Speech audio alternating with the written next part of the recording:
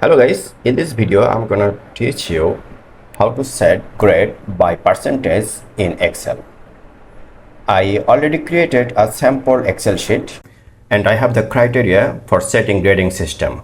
If the marks 80 to 100, the grade will be A.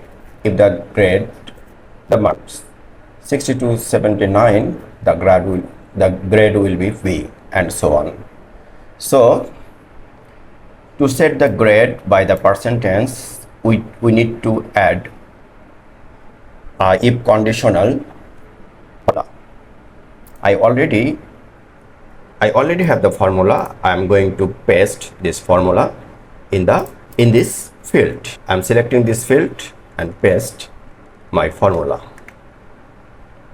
You see, this is the formula I have added to the field, and this formula follows this criteria of grading system. So I have added the formula in this field and John is getting grade A. Now I will copy formula for all other persons. So what I am doing, just select this field and drag down the formula for each field, and this is how it works.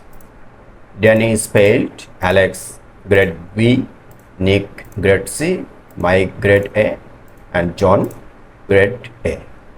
This is how we can set the grading system by the percentage in Excel.